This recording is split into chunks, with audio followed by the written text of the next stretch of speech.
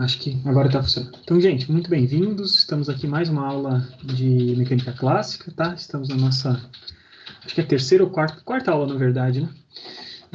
E até a aula anterior, então, a gente estava fazendo aquela revisão de operações de vetores, como é que a gente ia lidar com vetores. E a partir da aula de hoje, conforme prometido, a gente muda um pouco, né? Vira um pouco essa página.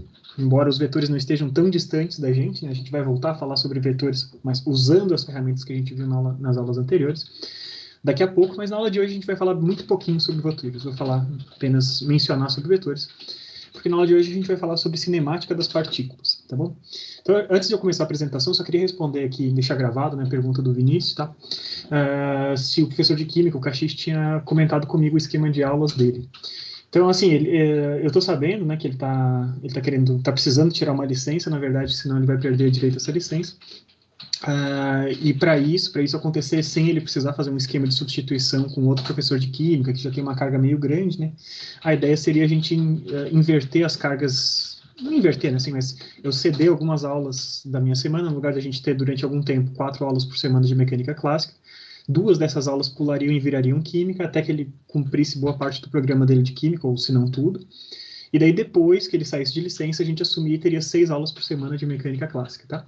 Então, eu tô sabendo, só não sei o que ele combinou com o Ícaro a partir de quando isso começa. Talvez vocês tenham mais informações que eu, inclusive, né? Vocês estão sabendo de alguma coisa?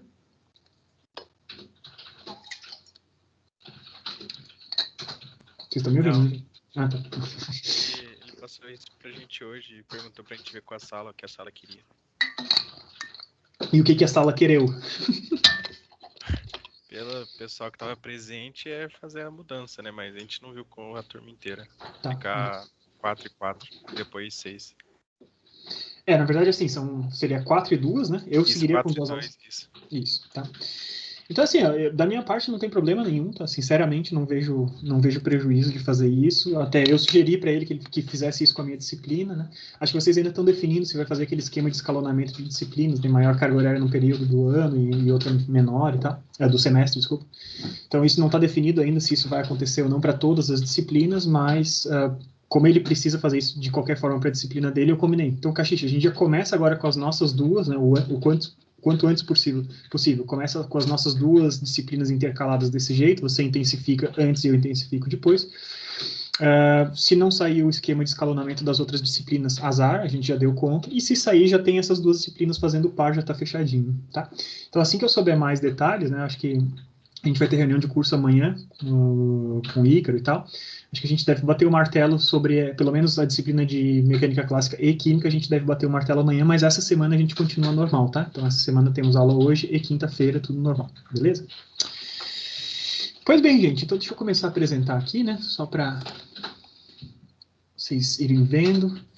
A ideia não é ficar, entre aspas, refém da minha apresentação aqui, né? Mas é bacana para não ter que ficar escrevendo todas as equações aqui no meu esqueminha ali de mostrar para vocês o tablet, né? Então, hoje a gente vai falar de cinemática das partículas. Então, é um assunto clássico, né, da maioria das disciplinas de Física 1. Qualquer engenharia que você for fazer tem uma disciplina, ou ela se chama Física 1, ou alguma coisa relacionada a isso. Para vocês, ela está se chamando Mecânica Clássica, né? E nessa disciplina, né, uma das partes importantes dessa disciplina é sempre a gente falar sobre cinemática das partículas. Então, o que eu quero dizer com cinemática das partículas? Cinemática é o campo da física, que ela é responsável pela descrição do movimento dos corpos. Então, um corpo se move no espaço e eu vou descrever matematicamente esse movimento desse corpo que está se movendo no espaço. Tá? Então, eu uso as ferramentas que eu disponho para fazer essa descrição e a previsão da posição dessa partícula num determinado momento. Né? Já estou falando de posição, não devia ter começado a falar já de posição. Tá? Assim, tem alguma coisa que se mexe no espaço, a gente tem que descrever esse movimento, ou prever o que vai acontecer no futuro, e para isso, então, a gente usa as nossas ferramentas matemáticas. Tá? Por enquanto, nessa parte da disciplina, né, em cinemática, a gente não está preocupado nas causas do movimento, tá bom? Então, a gente vai falar sobre movimento de partículas sem falar do que ocasionou esse movimento. A gente não vai falar de forças, a gente não vai falar de nada, a gente vai falar de movimento, simplesmente. A gente vai pegar coisas que descrevem movimento, como, por exemplo, posições, velocidades, acelerações, né? A gente vai fazer essas unidades básicas estarem sempre presentes com a gente. a gente vai falar sobre essas coisas sem dizer o que está causando cada uma delas, tá? O que causa movimentos são forças, né? Como vocês devem se lembrar lá de leis de Newton, como a gente vai voltar a revisar mais para frente, tá? Mas a gente, por enquanto, não está falando de forças, beleza? Quando a gente for falar de forças, tá? Isso vai mudar o nome do nosso capítulo, a gente vai falar sobre cinética das partículas ou dinâmica das partículas, daí depende do autor, tá? Eu vou preferir falar de cinemática e cinética, porque dinâmica vocês vão ter uma disciplina chamada dinâmica mais para frente, tá? Então, façam essa distinção sempre, né? Quando eu estiver falando de cinemática, não estamos falando das forças que causam os movimentos, e quando eu passar a falar de cinética, a gente está falando, sim, das forças que causam os movimentos, tá? E por que cinemática das partículas, né? Eu estou falando aqui um capítulo que é um dos temas do programa de vocês, cinemáticas das partículas. Então, quando a gente fala de partículas, né, talvez venha na nossa cabeça alguma coisa que é uma coisa com tamanho muito pequenininho, pouquíssima massa, alguma coisa, é um pontinho, né, uma partícula elementar da física ali que a gente está descrevendo. Mas não necessariamente, tá? Quando eu estou falando de cinemática das partículas, no sentido que eu trato aqui nessa disciplina, né, e no sentido que é tratado classicamente nesses cursos, é simplesmente, isso faz referência ao tamanho, às dimensões do corpo que está se movendo com relação às características da trajetória dele, tá bom? Então, se você tem um carro e você está fazendo uma curva com esse carro, em alta velocidade, você está 100 por hora fazendo uma curva, tá ali, tá Bandeirantes dirigindo, fazendo uma curva. O que descreve a trajetória desse cara é o raio, né, naquela curva específica, é o raio dessa curva que você está fazendo. E o raio da curva ele vai ser muito, muito, muito, muito maior do que as dimensões do carro, efetivamente, tá bom? Então não é uma aproximação tão ruim a gente fingir que o carro todo está concentrado num único ponto no espaço. A gente finge que ele é uma partícula, que ele está todo focado num único ponto do espaço, tá bom? Então, nesse sentido, partícula, tá bom? Alguma coisa cujas características, cujas dimensões desse corpo sejam muito inferiores às medidas características, né, as coisas que definem as trajetórias. E as trajetórias, geralmente, a gente vai definir com raios, né, quando a gente está traçando uma curva, assim, né, tá fazendo alguma curva ao longo de um plano ou em 3 dimensões, a gente vai sempre pensar na característica dessa trajetória como raios de rotação instantâneos. Ali. Então, a gente vai ver mais para frente isso, hoje a gente vai falar só coisas bem tranquilas, tá? Coisas de movimento retilíneo. Então, a cinemática das partículas, né, não é uma coisa que é nova para vocês. Quando vocês estudaram física lá no ensino médio, né, desde o primeiro ano do ensino médio, geralmente, vocês já viram várias coisas que estão relacionadas à cinemática das partículas. Então, movimento retilíneo uniforme, MRU, movimento retilíneo uniformemente variado, MRUV, movimento circular uniforme. A gente tem diversas coisas, temos movimento de pêndulo, a gente tem um monte de coisa que poderia simplesmente estar enquadrada ali dentro da categoria de cinemática das partículas, tá? Então, ao longo do nosso curso, especificamente hoje mesmo, a gente vai encontrar alguns desses modelos que vocês já conhecem lá desde o ensino médio. Mas a gente vai, além disso, a gente vai encontrar outras coisas. A gente vai trabalhar com casos mais gerais do que esses casos que são casos específicos. Tá? Esses casos mais gerais, né, a gente vai conseguir tratar utilizando as ferramentas que vocês têm desenvolvido ao longo dos estudos de vocês de cálculo. Então, vocês já tiveram 2 semestres de cálculo, estão fazendo o terceiro. Basicamente, o que a gente vai usar nessa disciplina são conceitos de cálculo 1 básicos e cálculo 2, tá? Então, a gente vai falar conceitos básicos de derivação, conceitos básicos de integração, tá? Não vai ser grandes coisas nessa parte de cinemática das partículas, não vai muito além disso, tá? Mas são ferramentas que vocês não tinham quando vocês estavam lá no ensino médio, tá? Então, quando vocês, pela primeira vez, estudaram esses modelos de cinemática das partículas, vocês não tinham essas ferramentas. E essa é a ideia, então, de trazer para vocês esses modelos, né? Então, enxergar as mesmas coisas que vocês já viram antes com ferramentas novas, e essas ferramentas novas vão nos ajudar a resolver problemas que antes a gente não conseguia resolver. Tá? Então, a gente vai começar a falar sobre isso. A primeira coisa que a gente vai fazer, a gente vai começar sempre suave, né? Sempre pela maneira mais simples possível, e depois a gente vai aumentando em complexidade. Assim como a gente fez com os vetores, por exemplo, né? A gente tratou tudo em 2 dimensões, e depois, quando a gente começou a acrescentar outras ferramentas, a gente começou a falar de problemas em 3 dimensões e como é que a gente tratava deles. Aqui a gente vai começar a falar de movimento em uma dimensão apenas, que é o movimento retilíneo. Não estou falando nem uniforme, nem uniformemente variado por enquanto. A única coisa que eu estou falando é movimento retilíneo. Tá? O movimento retilíneo, ele acontece sempre que a gente tiver alguma restrição, alguma coisa que mantenha, que force uma partícula, né, ou algum corpo que eu possa entender como uma partícula, que ele esteja restrito a caminhar sobre uma linha. Bom, Então, imagine ali um carro que está andando em linha reta, eu posso considerar ele como uma partícula, né? E a linha reta de deslocamento é onde está ali o centro de massa daquele carro está se deslocando em linha reta, beleza? Então, nesse sentido. Então, sempre que eu tiver essa restrição, um trem andando em linha reta, ele está, logicamente, seguindo um movimento retilíneo. Tá?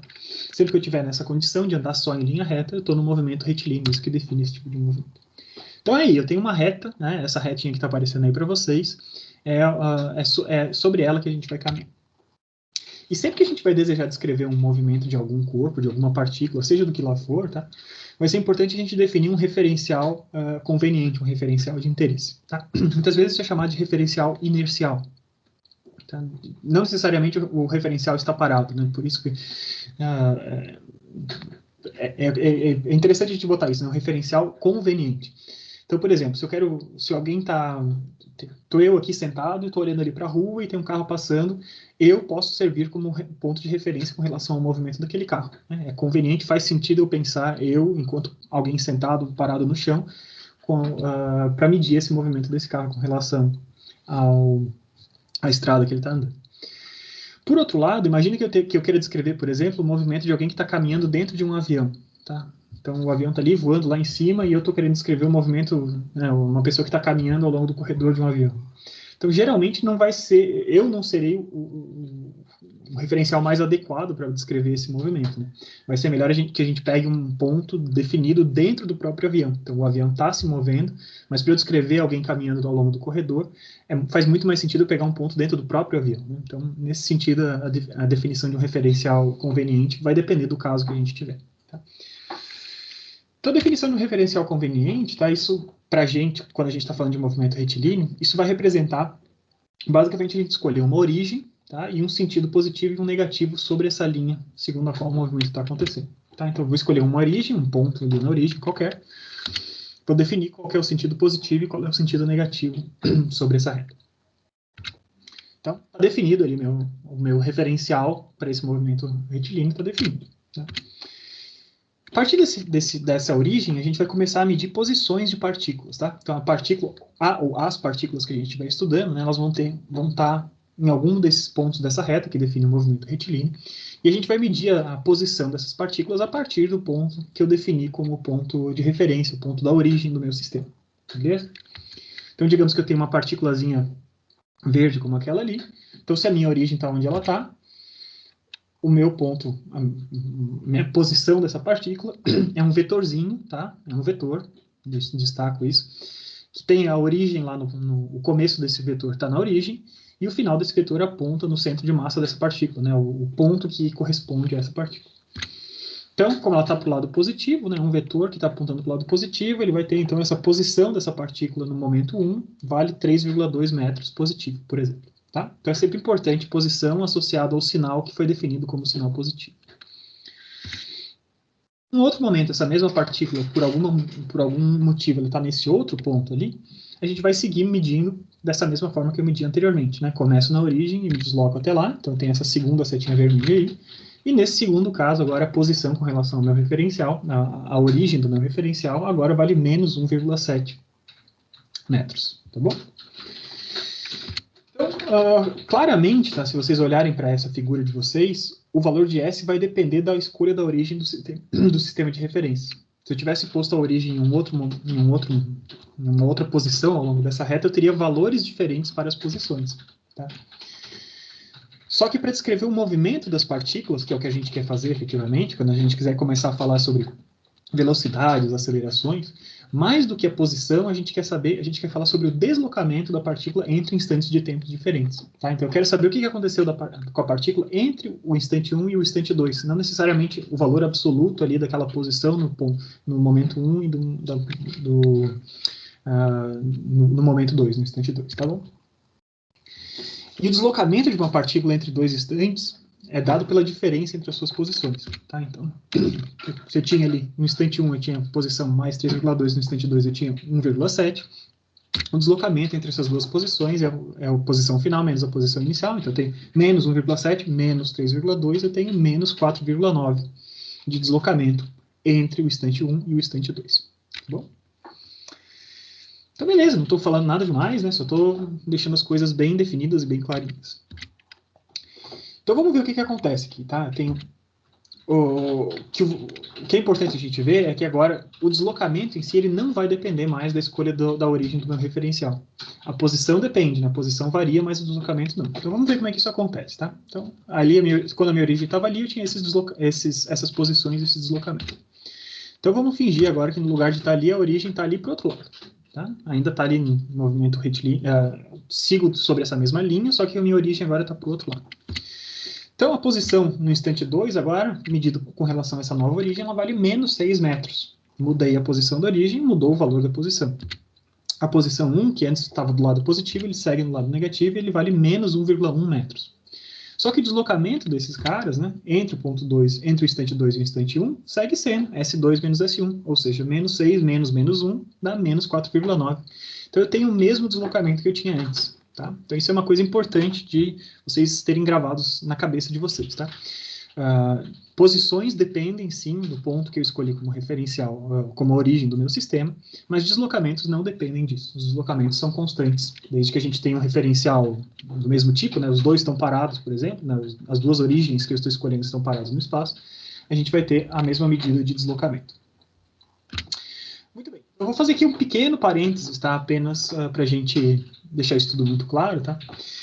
A gente está lidando sobre com os movimentos sobre uma linha, tá? Então, tudo que eu estou falando aqui de deslocamentos, velocidades, acelerações, posições e tal, todas essas grandezas são grandezas vetoriais. Elas são definidas a partir da minha referência, apontando para um determinado lado, então eu tenho uma seta orientada, apontando para um lado e tal. Só que, claro, como está todo mundo sobre uma mesma linha, eu não precisaria fazer um tratamento plenamente vetorial dessas coisas, né? A gente viu que quando eu tenho vetores que estão alinhados sobre a mesma linha, a gente pode somar eles, levando em consideração o sinal que define o sentido, né? A gente pode somar eles como se eles fossem escalares, sem grandes prejuízos, né? Afinal de contas, não era para isso que a gente tinha falado da soma utilizando coordenadas, né? Então, eu pegava ali o vetor, decompunha ele em x e y, e eu fazia isso com todos os vetores que eu tinha que somar. E eu fazia isso justamente para que todos os vetores na coordenada y estivessem alinhados, podia somar eles como se fosse um escalar.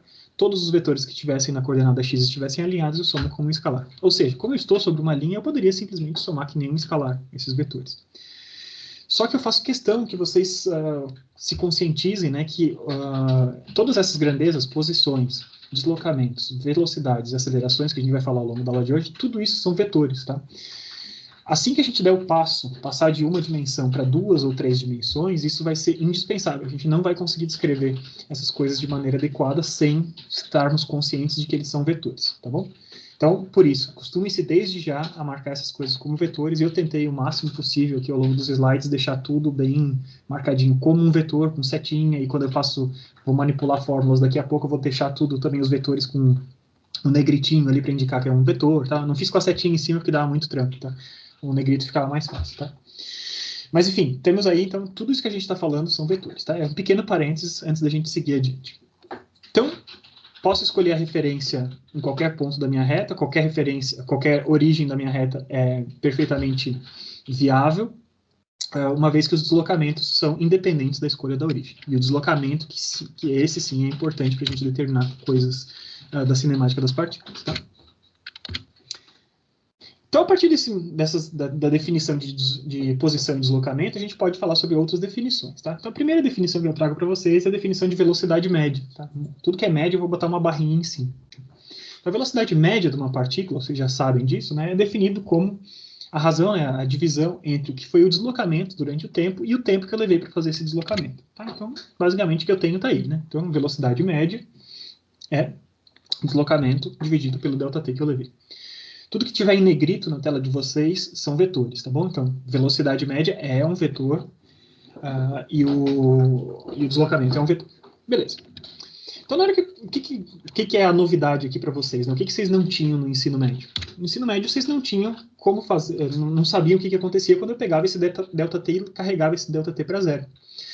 Tá? Então, no limite, quando eu estou pegando intervalos de tempo muito próximos uns do outro, no limite, né, quando esse ΔT tende a zero, fica muito claro que o que eu tenho é uma outra medida de velocidade, que é uma medida de velocidade instantânea, ou de agora em diante, muitas vezes eu vou falar simplesmente velocidade, tá? Mas interpretem, sempre que eu falar velocidade apenas sozinho, eu estou falando de velocidade instantânea.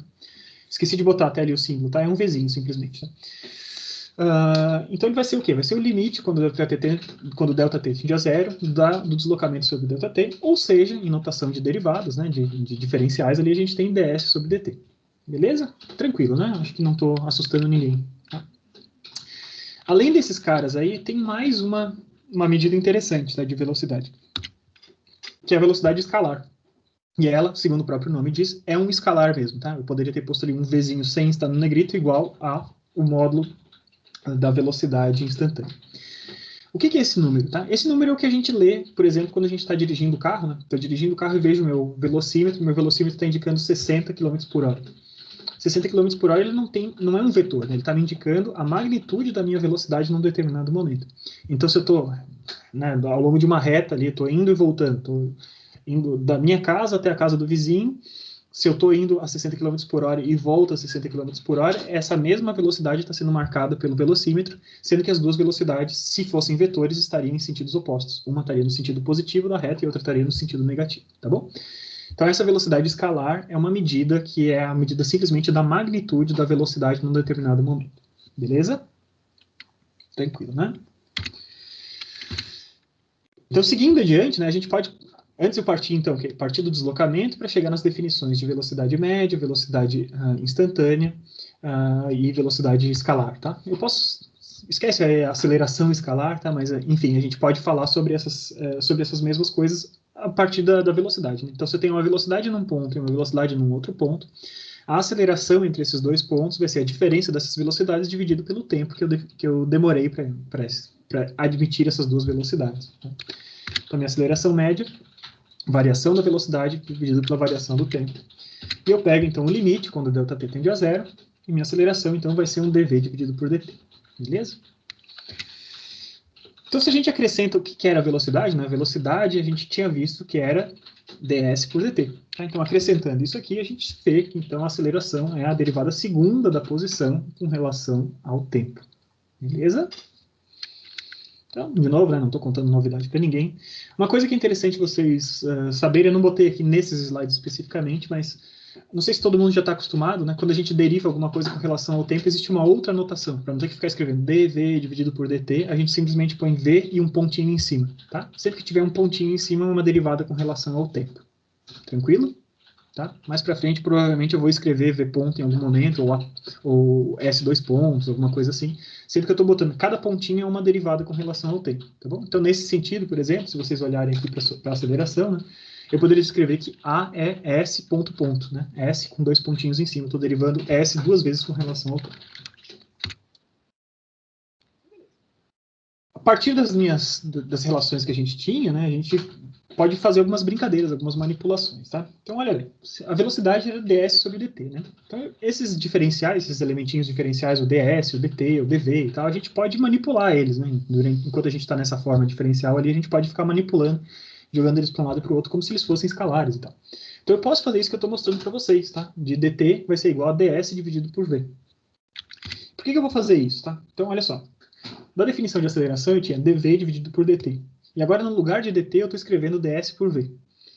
Então, eu chego numa relação interessante, né? Uma relação que relaciona a aceleração, a posição e a velocidade sem envolver explicitamente o tempo. Beleza? Então, substituí no lugar de dt, botei ds dividido por v, então ficou v dv. Passei o ds multiplicando, então a vezes ds vai ser igual a v vezes dv. Isso vai ser uma coisa interessante que a gente vai usar mais para frente, tá? E agora sim, naquela notação que eu tinha explicado para vocês, né? Então, cada pontinho é uma derivada com relação ao tempo. Né? Então, se a aceleração é a derivada segunda da posição com relação ao tempo, eu tenho s ponto ponto vezes ds, vai ser igual ao quê? A velocidade é s ponto, e dv, então, vai ser ds ponto. Beleza? Então, estamos nessa condição aí, a gente está nessa expressão. Isso aqui é uma equação diferencial, né? Como vocês estão vendo, a gente está relacionando a segunda derivada com a primeira derivada e com a derivada da primeira derivada, tá? Então, o que eu queria que vocês observassem que até o momento a gente não falou nada sobre restrições, se a velocidade tem que ser constante, a aceleração tem que ser constante, a gente não botou restrição nenhuma, tá? A qualquer expressão de deslocamento, velocidade e aceleração. Isso pode assumir qualquer valor, qualquer expressão com relação ao tempo, com relação à velocidade, com relação à aceleração. Então, o que a gente está agora, a gente está no caso mais geral, que é válido para qualquer movimento retilíneo. Beleza? Isso aqui, no ensino médio, vocês não tinham visto isso. Tá? Vocês tinham visto sempre quando o movimento era retilíneo uniforme, é quando a velocidade estava constante. Uniformemente variável, quando a aceleração era constante. Tá? Então, se eu estou no movimento retilíneo geral, genérico, total, eu preciso de expressões bem genéricas como essas. Tá? Então, vocês estão vendo que eu tenho formas diferenciais desses caras. Tá? E a partir dessas formas diferenciais, a gente pode trabalhar em cima delas para encontrar expressões. Se eu tiver a expressão de uma dessas coisas, eu sei a posição com relação ao tempo, eu posso trabalhar em cima dela utilizando essas formas diferenciais, integrando essas formas diferenciais, até a gente chegar em alguma coisa interessante, alguma coisa utilizável, tá? Eu vou fazer o seguinte, eu vou pular os exemplos e depois eu volto e eu resolvo os exemplos a partir das coisas que eu vou mostrar para vocês aqui, tá? Então, quais são essas formas diferentes que a gente tem de achar as posições das partículas, tá? Então, um exemplo que a gente poderia ter é se eu tenho uma expressão da aceleração que é dependente do tempo, tá? Então, o que eu estou falando para vocês? Eu estou falando que A é uma função de tempo, beleza?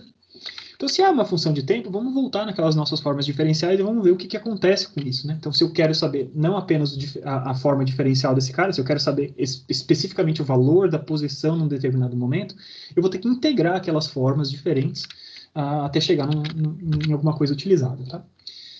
Então, lembre-se da definição de aceleração. A aceleração era dv sobre dt, né? Então, eu posso isolar dv. Eu estou ali. dv é igual a dt. E a é uma função de tempo, tá? Então, no lugar de a, eu escrevo uma função de tempo. E se eu quiser, então, descobrir quanto é que vale uma velocidade, eu integro esse cara entre dois pontos conhecidos, por exemplo, tá bom? Eu posso botar a integral indefinida, né? Sem os limites ali. Então, a integral de dv vai ser igual à integral desse ft dt. Ou eu posso botar entre os limites definidos. A partir de um estado inicial que é conhecido, eu sei que o corpo tinha velocidade zero num determinado momento. A partir desse momento, eu vou fazer a integração e vou descobrir o que está acontecendo. Tá? Então, por conveniência aqui, né, sempre que eu estou fazendo integral de tempo, eu estou fazendo como se o tempo inicial fosse zero. Beleza? Eu poderia botar entre T0 e T1, não ia fazer a menor diferença. Mas só para ficar mais tranquilinho aqui, eu botei entre 0 e T, tudo que for integral de tempo. Beleza? Então, ao fazer essa integral, né, a gente chega na expressão, então, que V vai ser igual a V0 mais a integral da função de tempo vezes dt. Beleza? Um pouquinho mais para frente a gente vai ver como isso lembra algumas coisas que vocês já conhecem. Tá? Além disso, a gente tinha a definição de velocidade. Né? Então, a velocidade era ds por dt. Então, isolando ds, vou fazer a mesma coisa. Vamos integrar os dois lados, tá? E a gente descobre, então, que a posição em um determinado momento vai ser simplesmente a posição inicial mais a integral da expressão de velocidade com relação ao tempo, né, de 0 até t. Tá? Essa expressão de velocidade com relação ao tempo vem daqui, certo? Eu comecei da aceleração, integrei esse cara uma vez, e isso vai me dar uma função genérica, né, que vai me dar a expressão de v com alguma coisa que depende do tempo. A partir desse cara aqui, é esse carinha aqui que eu vou injetar dentro dessa integral e eu vou fazer integral de novo dele, né? Então, se eu partir da aceleração e integrei uma vez em tempo, eu vou ter que integrar uma segunda vez para chegar na posição em si. Beleza? Então, se a aceleração é uma função do tempo, eu tenho essa situação aí. Só que não é o único caso, tá bom? Eu posso ter um caso, por exemplo, em que eu tenho aceleração em função da velocidade. Pô, mas que caso que é esse, professor? Não faz muito sentido. Nossa, faz bastante sentido, tá, pessoal? Sempre que você tem alguma coisa, alguma dissipação viscosa, por exemplo, você tem um amortecedor do seu carro, né? Você passou num buraco e tal, o pneu tende a subir, vai empurrar o seu carro lá para cima e você não quer sentir toda aquela vibração espalhada, né? Você vai ter um amortecedor ali, isolando não, mas entre o que foi a excitação na roda e o que o passageiro vai sentir, tem um amortecedor, ou alguns amortecedores ali ao longo do caminho. E a aceleração que está passando através dele vai ser uma função da velocidade, tá? Então isso é bem comum, a gente vai fazer inclusive um exemplo daqui a pouquinho sobre isso, beleza? Então uma aceleração expressa em função da velocidade, o que eu tenho é então A em função de V, beleza? Então agora a gente vai partir de outra definição, né? A definição, na verdade era essa a definição que a gente tinha partido antes, né? Que é dv sobre dt. Então a gente já sabe que dv sobre dt é a função de velocidade, certo? Então A é dv sobre dt, e como isso depende apenas da velocidade, né, a gente está ali falando de dv sobre dt. Tá? Então lembre-se daquela outra fórmula, que quando a gente tinha isolado, tinha falado A vezes ds vai ser igual a v dv, que eu tinha obtido lá antes, quando eu peguei e isolei dt nas minhas equações anteriores. Tá? Então, se eu parto desse princípio, se eu parto de ADS igual a VDV, no lugar de A eu posso escrever FV, certo? Então, no lugar de FV, escrevendo FV, e jogando DS para o outro lado, eu descubro, né, uma forma nova para essa função de V, VDV dividido por DS. E agora, então, se eu quero integrar, eu quero obter alguma coisa que eu não tinha anteriormente, né, eu posso integrar a primeira equação, por exemplo, isolando, né, eu joguei o dt para lá e passei o FV para o lado de cá. Então, integral de dt de 0 a t, então vai ser simplesmente t, né, se o primeiro instante, se o t0 é 0, vai ser a integral entre v0 e v de dv sobre fv. Então, daí a gente vai ter que ver quem que é o FV para ver como é que a gente vai integrar essa tranqueira toda, tá? Mas é uma forma de obter o tempo a partir da expressão de velocidade da aceleração. Se eu precisar da expressão de posição desse cara, né, eu vou integrar essa outra equação aqui, tá? Então eu vou pegar esse ds, vou jogar para o lado de cá, o FV para lá, tudo que está em S está de um lado, tudo que está em V está do outro, separei as variáveis nos dois lados, eu consigo passar a integral tranquilamente. Então eu tenho integral entre a posição inicial S0 e a posição final de ds, vai ser igual a integral de VDV dividido por FV. No final das contas, então eu tenho que a posição, num determinado momento, vai ser a posição inicial mais essa integral entre V0 e V de dV sobre FV. E finalmente a gente tem uma outra possibilidade, né? A gente tem a possibilidade da aceleração está sendo dada em função da posição, em função de S em si. Né? Eu estou usando S para posição, mas vocês podem usar outras variáveis, tá? Não é obrigatório utilizar S como a variável de posição. Mas então, se A é uma função de S, né, a gente vai voltar aqui naquela nossa função, que é ADS, VDV, e a gente tem, então, FS, DS, VDV. E agora vocês percebem que nessa expressão já está separado, né? O que está em S está de um lado, o que está em V está do outro. E com isso eu consigo integrar diretamente esses caras aqui. E a gente chega, então, numa expressão, se eu estou integrando VDV, então isso vai me dar meio de V ao quadrado menos V0 ao quadrado, vai ser igual a integral entre S0 e S, tá bom?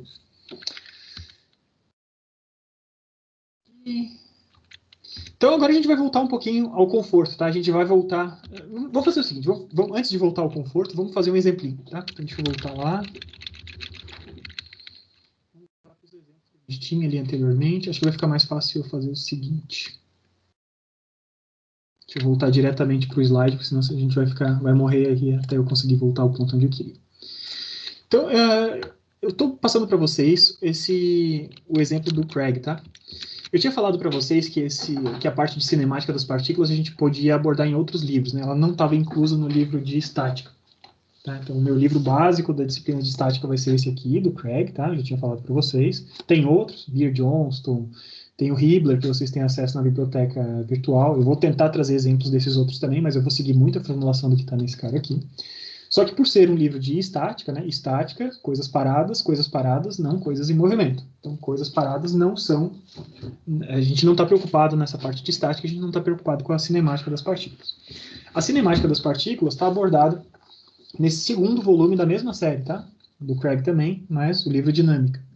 E da mesma forma como a gente tem o livro Dinâmica e Estática e Dinâmica desse cara, a gente tem o livro Dinâmica do Hibbeler e tem o livro Dinâmica do Beer-Johnston também, beleza? Eu estou usando aqui para a aula de hoje vários exemplos desse Craig, e eu vou usar também pelo menos um exemplo do Beer-Johnston, se a gente tiver tempo eu vou fazer dois, tá?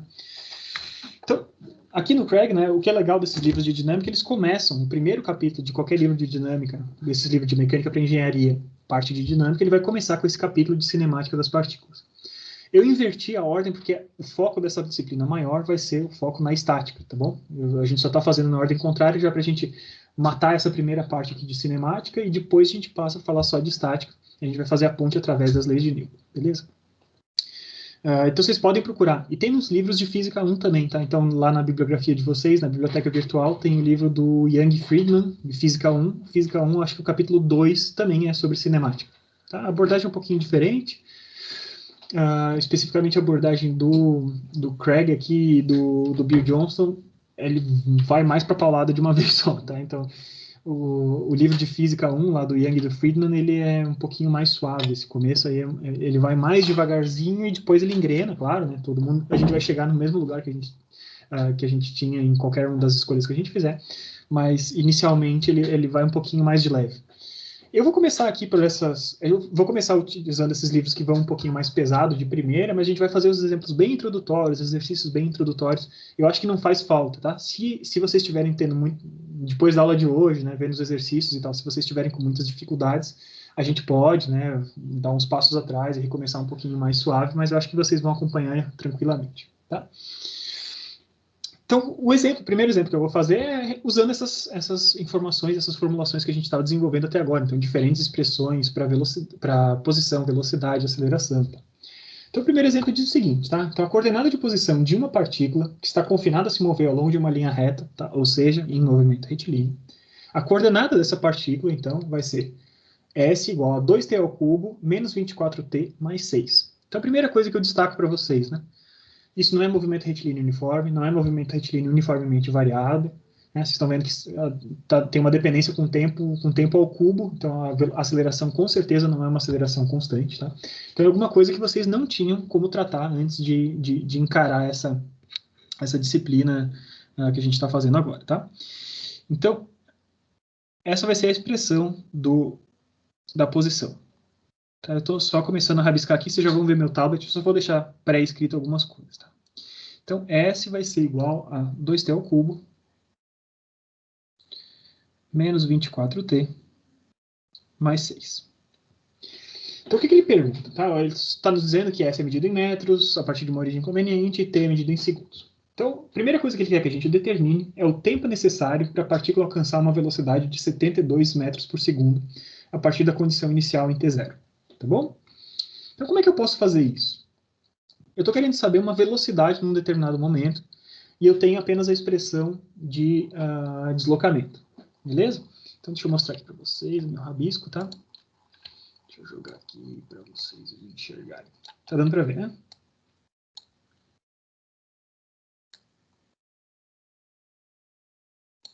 Beleza. Então, estão enxergando bem.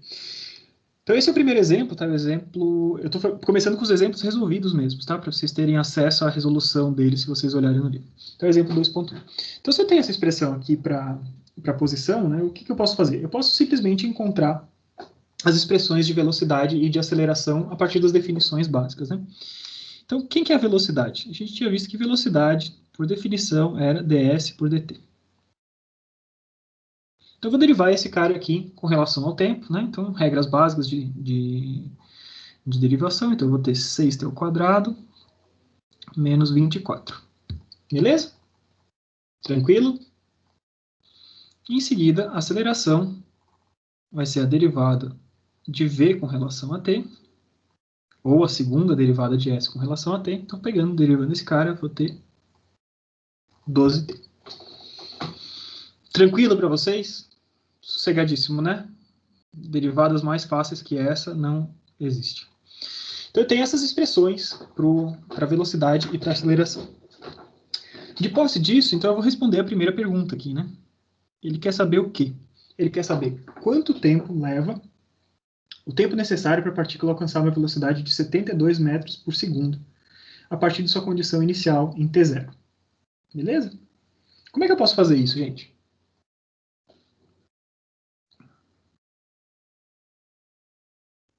Iguala a velocidade na função e descobre o t.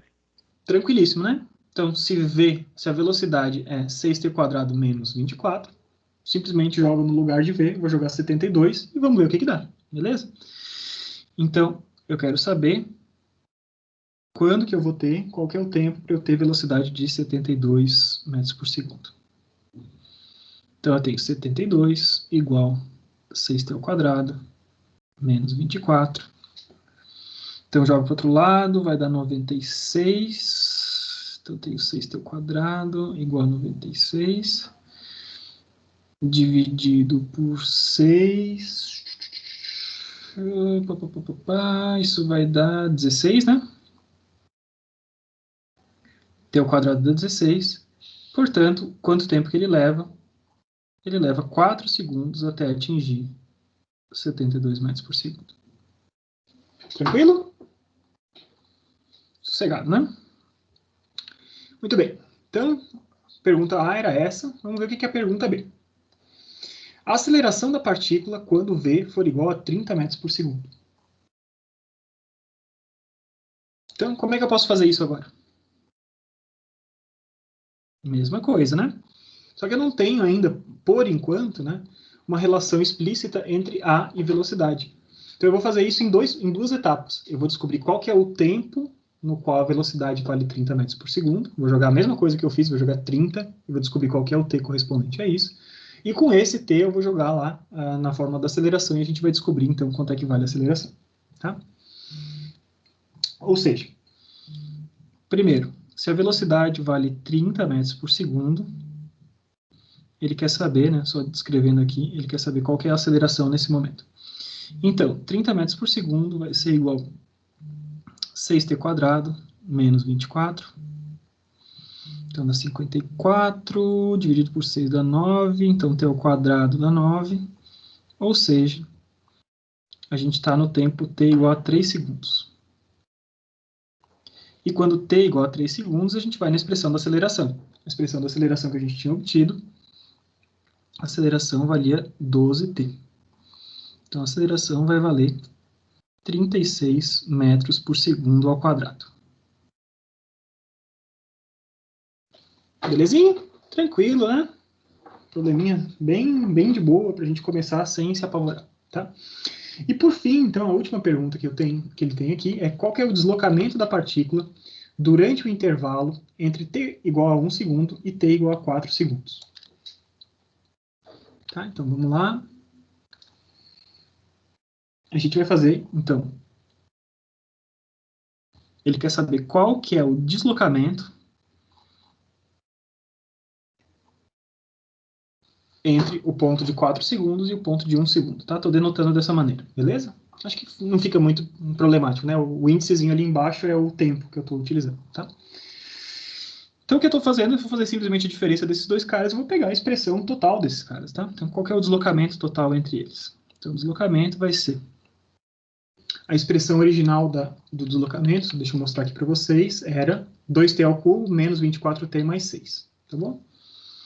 Então, eu tenho 2 vezes 4 ao cubo, menos 24 vezes 4, mais 6, isso é a posição no instante 4, menos a posição no instante 1, 2 vezes 1 ao cubo, menos 24 vezes 1, mais 6.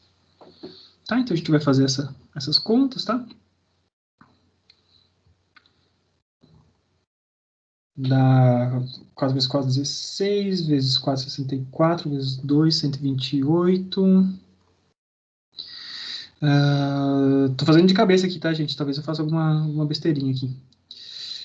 Menos 96, mais 6, menos 2, menos 24, mais 6. Tá, então tem 128 menos 96, dá 32 mais 6, 38. E do lado de cá eu tenho, então, 24 e 8 menos 16, 28 e 26 dá 54 metros. É isso? Acho que é isso, né? Então a gente descobriu aqui para o primeiro problema as 3 coisas bem tranquilas, tá? A partir da expressão simples da posição. Então eu tinha a posição em função do tempo, com a posição em função do tempo eu utilizei as definições mesmas, e com essas definições, apenas substituindo diretamente, a gente então achou os valores desses camaradas. Tá bom? Esse foi o nosso primeiro exemplo. Ficou alguma dúvida, gente? Ou tá tranquilo? Tá? Se não ficou dúvida nenhuma, acho que a gente pode passar para o próximo exemplo. Né? Vamos começar a deixar um pouquinho mais complicadinha a coisa. Né? Então, o segundo exemplo é o seguinte, tá? A gente tem o exemplo logo em seguida do mesmo livro, tá? É o exemplo 2.2. Então, uma partícula se move ao longo do eixo x com velocidade inicial de v igual a 50 metros por segundo na origem, quando t igual a 0. Nos primeiros 4 segundos, ele não tem aceleração, essa partícula não tem aceleração. E a partir de então, ela sofre a ação de uma força, né? Tanto faz quem que é essa força, mas o importante é que essa força vai retardar essa partícula e conferindo uma aceleração constante de menos 10 metros por segundo ao quadrado. Então, observe, o negativo está representando que a gente está retardando essa partícula. O que está sendo pedido da gente? Que a gente calcule a velocidade e a coordenada x da partícula para as condições t igual a 8 segundos e t igual a 12 segundos. E para a gente encontrar a máxima coordenada positiva que essa partícula alcance. Beleza? Então, se vocês quiserem dar um print da tela aí, peguem, porque a partir de agora eu vou ter que rabiscar aqui em cima dela, tá? Então, vamos lá. Então, segundo exemplinho que a gente está aqui de novo no Craig. No exemplo resolvido 2.2. Livro de dinâmica, tá? Todos esses exemplos que eu estou pegando hoje são do livro de dinâmica. Então, o que a gente tem? A gente tem que no instante t0, quando t igual a 0 segundos, a posição nesse momento ele estava na origem, né? Isso estava descrito no problema. E a velocidade inicial desse cara valia positivos 50 metros por segundo. Então, apontando na direção positiva do meu sistema, tá? Durante 4 segundos, né? Então, entre t igual a 0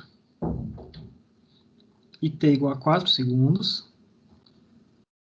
essa partícula não tem aceleração. Então, a aceleração vai ser igual a 0 metros por segundo ao quadrado ao longo desse tempo. Tá? Só estou traduzindo aqui os ingredientes do nosso enunciado. Tá?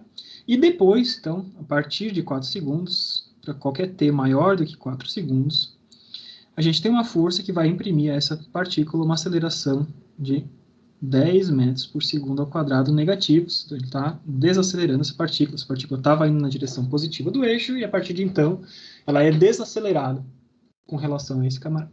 Tá? Beleza? E o que eu quero saber, então, quais são as perguntas, né? Então, vamos lá. Descubra o que acontece, né? O que ele quer saber são velocidade e coordenada. Então, velocidade e coordenada quando t igual a 8 segundos e quando t igual a 12 segundos. Essa é a primeira pergunta. Então, vamos chamar isso aqui de letra A. E letra B quer descobrir, então, qual que é a máxima coordenada positiva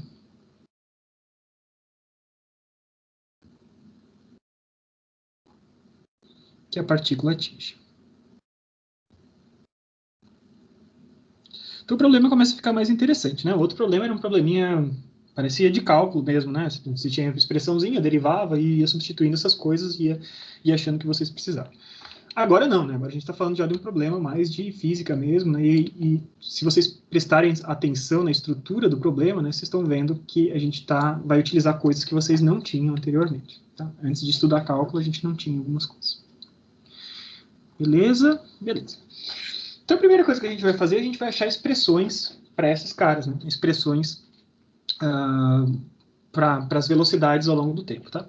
Entre 0 e 4 segundos, como eu não tenho aceleração, tá? Então, quando t está entre 0 e 4 segundos, eu sei que a velocidade é uma constante, né? Nada está mudando a velocidade, então a velocidade é constante e vale 50 metros por segundo. O que eu preciso descobrir? Eu preciso descobrir uma expressão para depois dos 4 segundos. Então, quando t vai ser maior que 4 segundos, o que a gente vai ter é o seguinte. A gente sabe que a aceleração vai ser constante de menos 10 metros por segundo ao quadrado. Então, vamos lá na definição que a gente tinha, né? Como é que a gente define velocidade a partir da aceleração? A gente sabe que a aceleração vai ser igual a dv dt.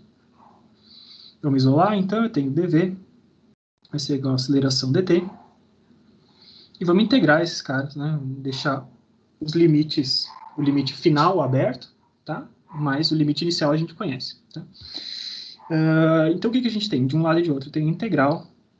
Qual que é a velocidade inicial? 50 metros, certo? Então, V0 vale 50. Vou botar aqui, escrito. Pela primeira vez eu vou botar bonitinho. V0 igual a 50.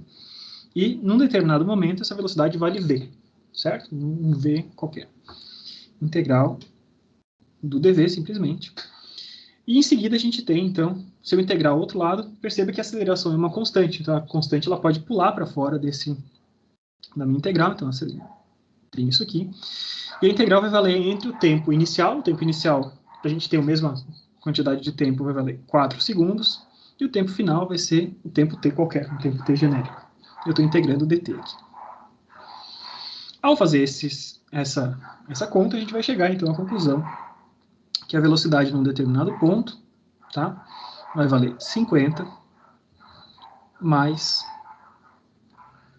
a aceleração negativa, né, calma aí.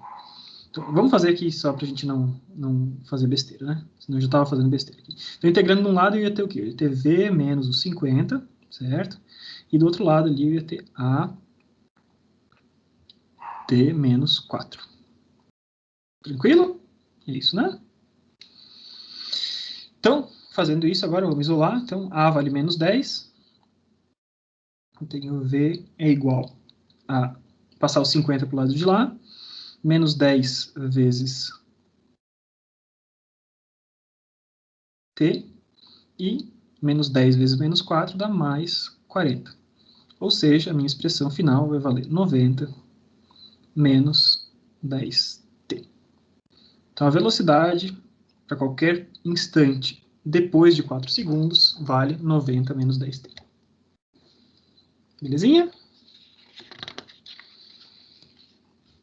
Isso basta para resolver meu problema? Basta para eu achar as velocidades, né? Mas eu preciso também achar quanto é que valem as posições, né? Ele está me perguntando quanto é que valem as velocidades e as posições para esses 2 segundos, né? Então, para isso, agora a gente vai na definição, né? Agora eu já tenho uma expressão, né? Isso aqui, V, é um V enquanto, observe que eu tenho V como uma função de tempo aqui, né? O que eu obtive aqui foi isso.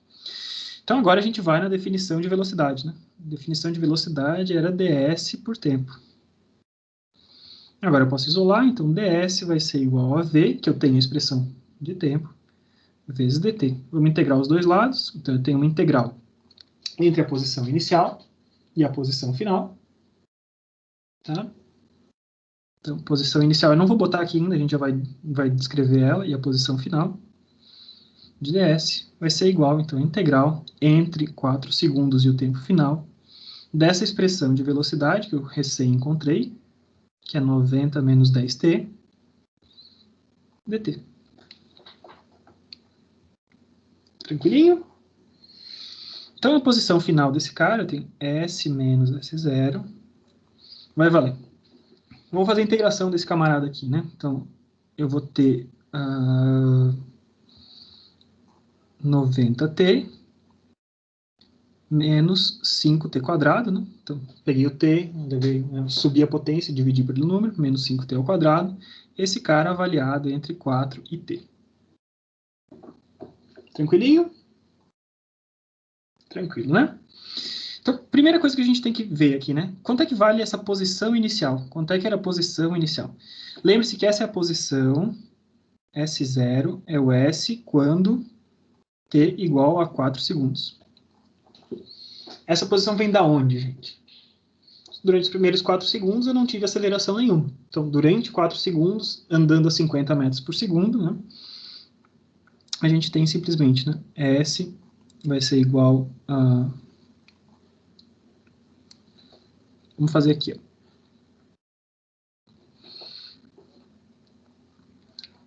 Para os primeiros 4 segundos, entre 0 e 4 segundos, V é uma constante, não varia, não depende de tempo, tá? Então, a gente tem S menos S0, fazendo essa integral, vai ser igual a V vezes T menos T0. Tranquilo? Todo mundo está acompanhando? Se eu considerar a primeira posição aqui, né, quando eu estava em 0, eu estava sobre a origem, que é o que ele nos diz, né? Quando eu estava em 0, eu estava sobre a origem. Essa primeira posição desse cara estava na origem. Então, eu tenho que a posição aos 4 segundos vai valer a velocidade, que era 50 metros por segundo, vezes o tempo final, que é o tempo de 4 segundos. A minha posição, então, vale 200 metros quando tem 4 segundos. Tá? Então, esse aqui é um pequeno parênteses, só para a gente achar quanto é que vale essa posição inicial ali. Então, esse S0 dessa integral aqui é aquele S4 ali da outra integral, 200 metros. Tá? Então, vamos lá, vamos substituir essas coisas. Deixo o S sozinho aqui, os 200 foram para o lado de lá, e a gente tem, então, mais 90t menos 5t quadrado menos 90 vezes 4, mais 5 vezes 4 ao quadrado. Substituir os limites aqui, então vamos lá trabalhar esse carinha aqui em cima. 4 ao quadrado dá 16, vezes 5 dá 80, 4 vezes 90 dá 360, negativo, com 80 dá 280 negativo, 280 negativo com 200 positivo dá 80 negativo, tá? Então eu tenho S, vai valer, é isso mesmo. Então, menos 5t quadrado, mais 90t, menos 80. Essa é a expressão que eu tenho para a minha posição em qualquer tempo t acima de 4 segundos. Tranquilo, gente? Tem a expressão da velocidade, tem a expressão da posição para qualquer desses instantes. Né? Então, agora, para a gente responder a parte A da minha questão, né? Parte A, queria saber o que acontecia quando t vale 8 segundos, quanto que vale S e quanto que vale a velocidade. Então, S de 8 segundos, joga os 8 segundos ali dentro. 8 ao quadrado, 64, vezes 5... Então, tem que fazer umas continhas aqui, então eu já vou trapacear e vou copiar o resultado, tá? Então, temos aqui 320 metros. Mais fácil, né? Confiram depois se está tudo certo. E a velocidade em 8... Eu vou ter que pegar e substituir 8 nessa expressão aqui de velocidade. Então, eu tenho 90 menos 10 vezes 8, menos 80. Então, dá 10 metros por segundo. No sentido positivo. Em seguida, eu tenho quando t vale 12 segundos. Vamos substituir ali esses dois caras. Então, S, quando o tempo vale 12 segundos, substituindo esse cara ali dentro dessa expressão acima, a gente vai chegar à conclusão que isso vale 280 metros. E que a velocidade em 12, vamos lá em cima, então é 90 menos 10 vezes 12, então dá 120 negativo com 90 positivo, menos 30 metros por segundo. Então, o que aconteceu? Entre 8 e 12 segundos, essa partícula alterou a direção de movimento, alterou o sentido de movimento. Estava indo na direção positiva, alcançou um determinado valor e depois começou a voltar na direção negativa, tá? Então, a letra B, a segunda pergunta, está associada a isso, né?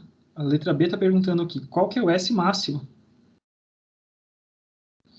que esse cara atinge na direção positiva? Alguém tem alguma ideia como é que a gente pode fazer isso? Pega a função do espaço após os 4 segundos, deriva ela, igual a zero, acha um t e depois substitui na posição. Show de bola. Então, digo, ferramentas de cálculo, né? Isso seria uma coisa super difícil da gente fazer, né, para esse problema antes da gente ter ferramentas de cálculo. Então, espero que eu não esteja contando novidade para ninguém, né? Que o Wesley não esteja contando novidade para ninguém.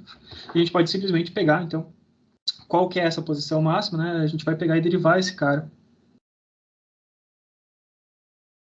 com relação ao tempo e vai igualar a zero. Belezinha? Então, a derivada desse camarada aqui vai ser a expressão da velocidade, né? Então, é exatamente a mesma, isso aqui. Observe que é a definição de velocidade. Então, a expressão desse cara aqui vai ser 90 menos 10t. Então, quando que esse cara vai ser zero, né? Esquece toda essa parte ali, vamos trabalhar só sobre isso aqui.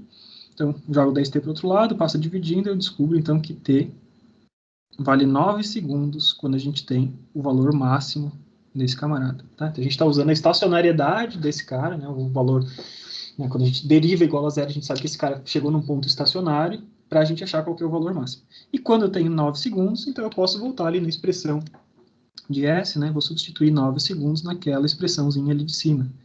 5 vezes 9 ao quadrado, mais 90 vezes 9, menos 80. E fazendo essa conta, a gente já descobre, então, que o S máximo, que é o S de 9 segundos, vale 325 metros.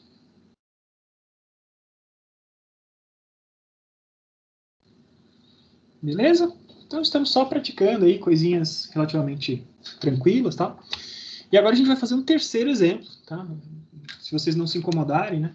Eu gosto muito de dar aulas através de exemplos, porque, afinal de contas, vocês vão ter que fazer os problemas, tá? Mas eu vou pegar agora um exemplo lá do Beer Johnston, né? Lembre-se que as minhas edições são edições antigas, então talvez o problema não seja exatamente igual que é hoje, mas seria o problema resolvido 3 do Beer Johnston, tá? O problema resolvido 3 do Beer Johnston, vou explicar aqui para vocês como é que ele é. Então, lembra que eu tinha falado de amortecedores para vocês, né? Amortecedor de carro e tal. E o problema do Beer Johnston é o seguinte. Então, vamos lá. Beer Johnston. Também de dinâmica, certo? E na minha edição é o resolvido 11.3. Tá, o Beer Johnston tem essa característica, pelo menos nessas edições antigas, né? O livro 1 são capítulos até o 10 e a partir do livro 2 começa a partir do capítulo 11, tá? Então, eu tô bem no comecinho do livro, mas é o capítulo 11 porque ele é o segundo livro da série. Então, a gente tem o seguinte, a gente tem uma câmara e essa câmara está ligada a um pistão aqui.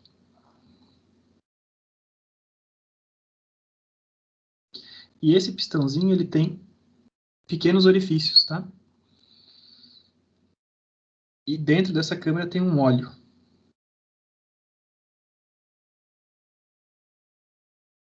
Tá? Então isso aqui é, segundo o próprio Beer Johnston, isso aqui é o funcionamento de um amortecedor de arma de mão. Quando você atira você tem um recuo, né? Por conta da força de reação. Tem o disparo e se isso gera uma força de reação, você tem o repique dessa arma para trás. Tá? Para diminuir esse repique, esse recuo da arma para trás, você tem um sistema como esse. Poderia ter um sistema como esse. Então, o que acontece? Então, o cano ele vai recuar. Quando o cano vai recuar com velocidade inicial de V0, tá? Ele vai chamar simplesmente... A gente vai resolver tudo isso simbolicamente, tá? Então, isso aqui é a velocidade inicial de recuo do cano.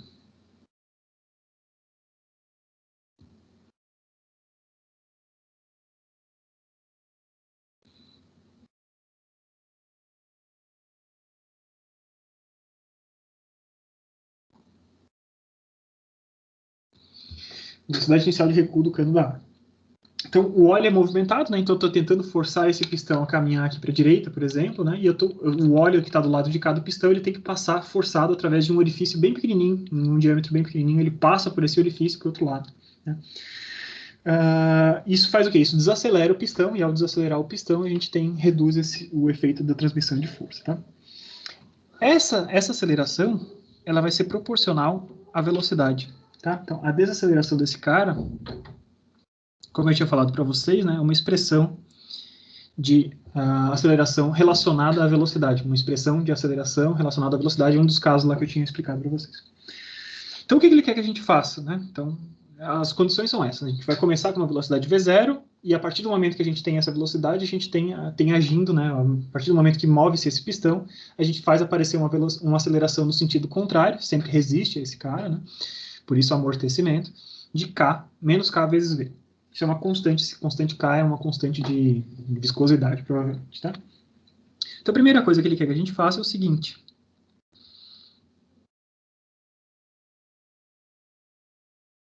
Expressar V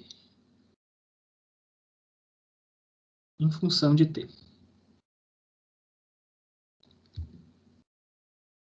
Tá bom? Em seguida, S em função de T.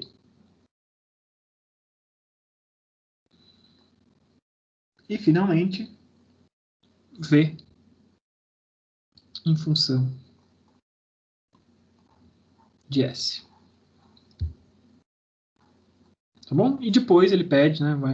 Ele nem botou como um termo separado, mas ele pede para a gente fazer isso também. Traçar as curvas desse movimento.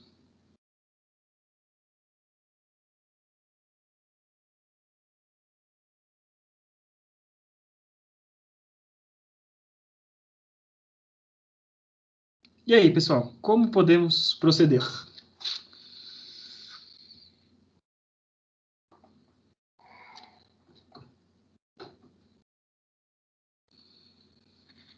Alguma ideia? Sempre que a gente não sabe por onde começar, é bom a gente ir nas definições básicas do negócio, tá? Então, a gente sabe que a definição básica de aceleração é dv sobre dt. Tranquilo? E a gente viu, então, que a aceleração vale menos kv. Então, eu tenho menos kv, vai ser dv sobre dt. Todo mundo consegue perceber que eu consigo isolar esse camarada aqui, tranquilamente? Jogar todo mundo que tem v para um lado, jogar todo mundo que não tem v para o outro lado, e a gente integra esses dois lados. Sossegado? Então, o que a gente vai ter agora, então, vai ser dv sobre v é igual a menos k dt. Vamos integrar esses dois lados. Tá? Então, tem integral entre um instante zero, tá? De v0 de dv sobre v. E do lado de lá, k é uma constante, então pulou para fora da integral, entre o tempo zero e o tempo t de dt. Tranquilo?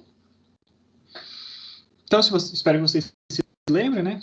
Qual que é a integral de um dv sobre v, por exemplo? Isso vai dar log, né? Então, a gente tem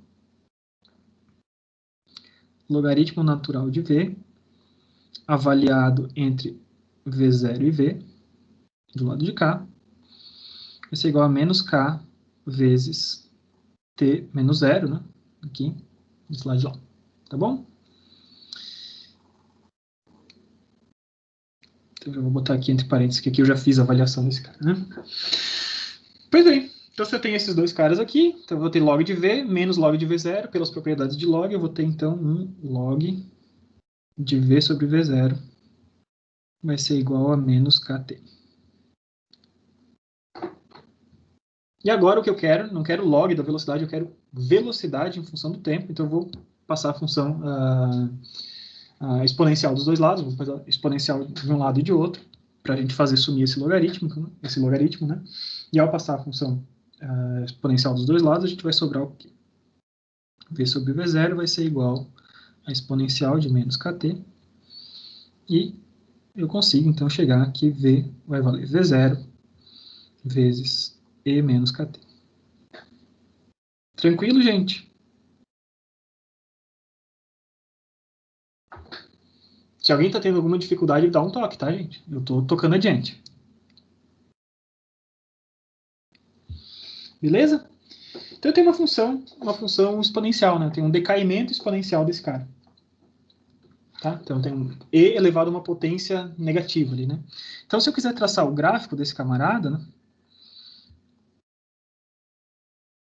Quero traçar V com relação a t. Quando t vale 0, V vale V0. Então, meu V0 estava ali. E à medida do tempo, quando a gente vai andando com esse cara, né? Esse cara vai decaindo exponencialmente. Então, o gráfico desse camarada vai ser alguma coisa assim. Beleza? Ele vai caminhando ali em direção a zero, vai se aproximar de zero, uma assíntota com relação a zero. Beleza? Então, primeira parte do problema está aí. Expressamos V em função de t. Segunda parte do problema. Letra B, a gente quer agora fazer S em função de t. Agora, o que eu posso fazer? Eu tenho uma expressão agora de V como função de tempo, né? V vai ser V0 vezes E menos kt. E eu sei que da definição de V, eu tenho V igual a ds dividido por dt. E agora, então, eu consigo isolar, né? Vamos deixar esse ds sozinho. Vai ser igual a v dt. E a gente vai integrar dos dois lados. Então, integral entre S0 e S de ds. E integral entre tempo 0 e o tempo t de V0 e na menos kt dt. Belezinha? V0 é uma constante, pode pular para fora desse camarada. Se a gente considerar o S0, a posição inicial como sendo zero, né? Eu posso botar, então, S0 igual a zero, beleza? Então, do lado de cá vai me sobrar simplesmente o S. E aqui eu vou ter V0 vezes quem?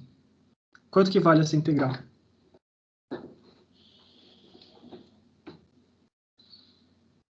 Integral de uma exponencial, então mantém, né, o exponencial, isso que é uma das coisas mais bacanas ali desse camarada, só que não está simplesmente e elevado a t, eu tenho um menos k, né, então ele vai dividir aqui embaixo por esse menos k. Isso vai estar avaliado entre tempo zero e o tempo t. Tranquilo, pessoal? Tô ficando com medo, gente. Então faz mais de hora que ninguém fala nada. Senhor, Pois não. eu não entendi aquele menos K ali na divisão. Então, assim, ó, eu tô integrando, se eu tivesse integrando e de t dt, dava só e de t, né? Só que não é e de t, né? É e vezes at. Tô integrando esse cara aqui. Então eu tenho que pegar esse cara, então a integral desse cara aqui, e dividido pelo fatorzinho que tem ele aqui, né? Então ele tá aqui, ele pula para baixo a divisão.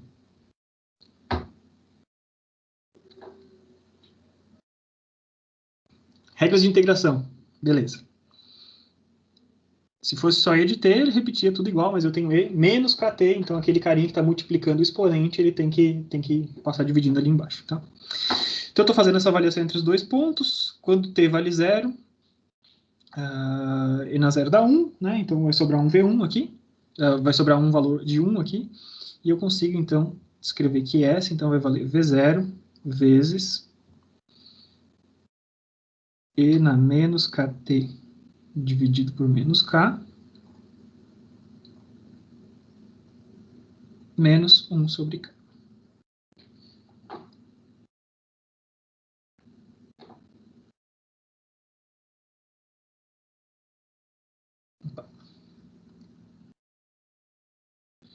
Então joga esse casinho ali para frente, né? Vou ficar então que S0 vai ser V0 dividido por K.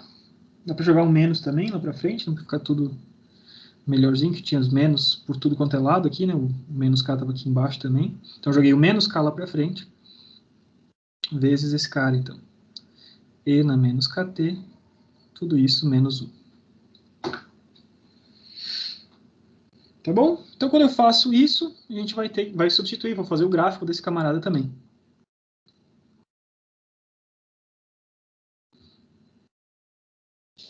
Tem posição S contra o tempo T. Quando T vale 0, E na 0 dá 1, 1 menos 1 dá 0, então a minha posição original é 0. Tá? Comecei na origem. À medida que o tempo vai passando, eu vou aumentando a minha posição, afinal de contas, essa velocidade estava na direção positiva, você poderia traçar vários pontinhos diferentes, tá? E a gente ia, então, aumentando esse cara aqui, dessa forma, né? Não vai aumentar para sempre, ele tem uma assíntota. Quanto é que vale essa assíntota? Então, quando t vai para o infinito, a gente vai ver o que vai acontecer com esse cara e a gente consegue perceber que esse cara vai se aproximar cada vez mais de V0 dividido por K. Tá? Depois vocês trabalham em cima disso, dá para enxergar isso aí relativamente fácil. Tá? Beleza? Como o exponente aqui do E, esse exponente do E é um número negativo. Se eu estou levando ao infinito esse cara, é 1 sobre o infinito, dá 0, 0 menos 1 troca o sinal desse cara, então a assíntota desse cara quando t caminha para o infinito é V0 dividido por K. Tranquilo? Maravilha, então fizemos mais uma parte desse problema. E agora a terceira parte desse problema é expressar V em função de S. Tá bom? Agora perceba, né? Eu quero saber V em função de S e não necessariamente eu quero envolver tempo aqui dentro, né? Antes, nas duas outras coisas, a gente tinha as variáveis de tempo aqui envolvidas, né? Que ele perguntava posição em função de tempo e velocidade em função de tempo, tá? Então, nesses caras todos eu precisava do tempo envolvido, mas nessa letra C, tá?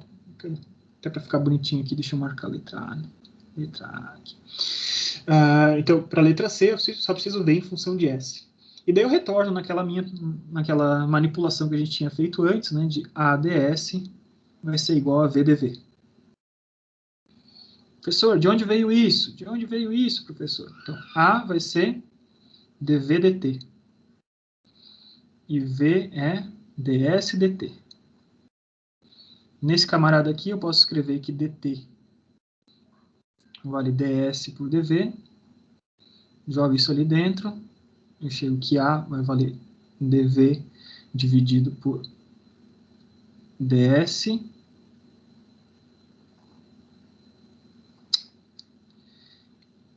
Gente, v, né? Não dv. Jogo ali ds vezes v. E com isso, cheguei ali. Tá bom? Só fiz aqui rapidinho, só para vocês se lembrarem de onde que veio, né? Para não parecer alguma coisa que brotou do nada. Então eu sei que A vezes ds dá v vezes dv. Observem, né? De um lado eu vou ter ds, do outro lado eu vou ter dv. Tranquilo para a gente fazer a integração desse camarada aqui, tá?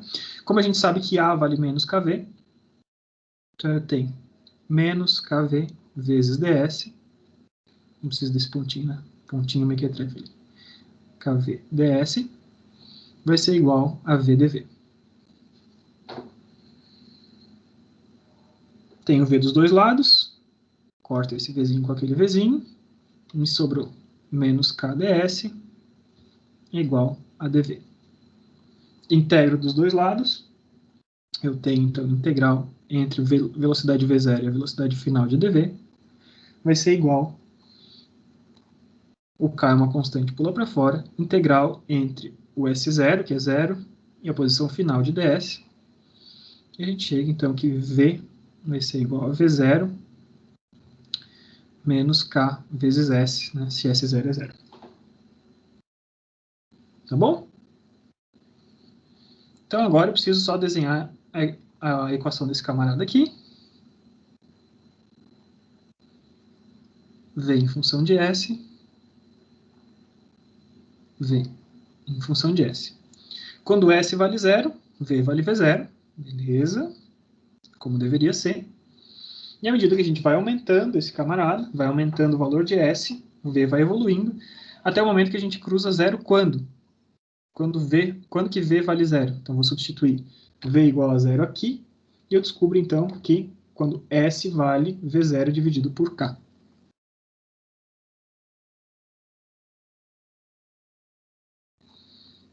E, claramente, isso é uma equação de linha reta, né? Tá, então, essa reta continua, tá? Eu desenhei ela só até 0, mas ela continua ali. Beleza? Então, é um outro probleminha. Pois não? Diga, Guilherme. Só uma coisa, na hora que você substitui os valores ali, você substitui o A por menos KT ali, né? Não, Onde? Ali, ó, você colocou ADS é igual a VDV, certo? Isso. Aí você substituiu o A e o V, né? Na equação ali embaixo. Não, é que o A, lembra do problema, o A era menos KV. Ah, tá. É isso denunciado do que eu ia problema. perguntar. Sim, tipo, era só isso mesmo. Beleza, tá? Então é isso, tá? Daí substituída a definição, e com isso a gente chegou nessa definição desses caras aqui, com todos os gráficos bem definidos aqui. Tá? Então, ó, veja que bacana, né? Um movimento retilíneo, mas um movimento de amortecimento, né? Um movimento no qual a aceleração depende da velocidade. Uma coisa muito bacana, bem diferente do que a gente tinha feito até agora, tá? Outra questão bastante interessante, tá? Não sei se eu vou fazer ela inteirinha. Eu vou fazer só talvez um pedaço. Se bem que ela não é tão longa assim, né? Se a gente passar um pouquinhozinho do tempo... Vocês têm aula depois? Às 7 ou não? Às 5 ou não? Não? Então, tô com crédito aqui. Então, eu vou voltar lá pro Craig, tá? Fazer o próximo exercício resolvido dele. O exercício resolvido 2.3. O exercício resolvido dele, 2.3, é o seguinte. A gente tem, então, um dispositivo fechadinho, tá? E você tem, então, uma massa que tem rolamentozinhos, assim, tá? Essa massinha aqui tá girando, tá se deslocando em linha reta dentro desse compartimento. E tem molas ligadas dos dois lados. Tem uma mola pro lado de cá e uma mola do lado de lá. Beleza? Opa, o Vinícius botou uma pergunta. Por que integral de S0 e S, o S0 some? Porque no começo a gente pode estimar que a posição inicial dele era sobre a origem, tá? Então, é arbitrário eu dizer onde que estava a minha origem. Não tinha nada de um problema que me dissesse onde é que eu tinha que começar. Então, eu posso dizer, no instante zero, que eu pegar, no instante zero qualquer, aquela é a minha origem. A partir daquele ponto, beleza, tá? Maravilha. Então, o outro problema do Craig é o seguinte. Então, a gente tem isso, tem essa massa, ela está se deslocando, né, ela pode se deslocar para esses lados, só que à medida que ela vai se deslocando, as molas agem para desacelerar essa massa, tá? Então, na hora que ela vai para a esquerda, por exemplo, a molinha da esquerda comprime, empurra ela de volta para a direita, e a molinha da direita alonga e puxa ela de volta para a direita, tá bom? Então, o que está acontecendo? Eu tenho, ele tem uma velocidade V0, tá? Ele está só definindo aqui, ó. Quando t igual a 0, ele tem uma velocidade V0, que a gente não precisa saber o valor, tá? E ele está em S0 também. S0 igual a 0. Beleza? Quando t vale 0, a gente tem esses caras aqui. Agora, o que ele quer saber? Então, quando ele está se deslocando, né, por conta dessas duas molas, a aceleração que ele sofre é alguma coisa que é parecido com o que a gente tinha antes, mas é menos k² vezes s. Antes, a gente tinha um efeito de viscosidade, dependia da velocidade, a aceleração dependia da velocidade. Agora, a minha aceleração depende da posição. Tá bom? Então, dependendo da posição, eu vou ter... A posição define o quanto está alongada cada uma dessas molas. Ou seja, quanto está alongada é proporcional à força é a aceleração. Então, a aceleração é proporcional à posição desse camarada. Tá bom? Então, o que ele está perguntando para a gente é o seguinte. Determine as expressões para o deslocamento S e para a velocidade V em função de t. Tá? Então, o que ele quer é que a gente descubra S de t e V de t.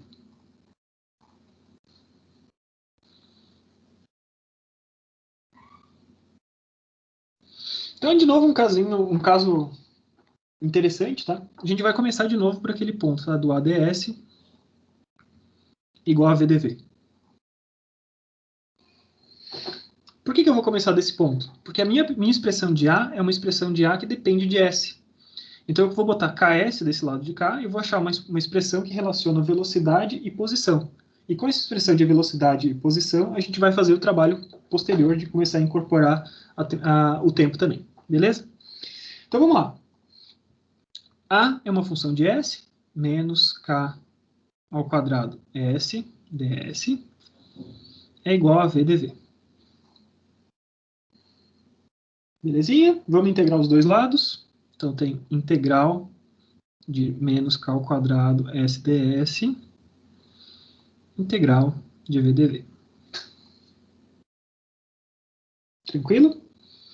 Estou fazendo aqui, estou seguindo o jeito que ele resolveu, tá? Com a integral indefinida, sem os limites, né, de cima e de baixo. Daí, o que vai acontecer? Vai aparecer a constante de integração e a gente vai descobrir o valor da constante de integração. Poderia ter substituído, tá, o valor inicial, só como a gente não tem o valor final, que dá para fazer, dá, mas só mostrando para vocês uma outra forma de fazer, tá? Então, beleza. Então, vou fazer a integração desse camarada aqui.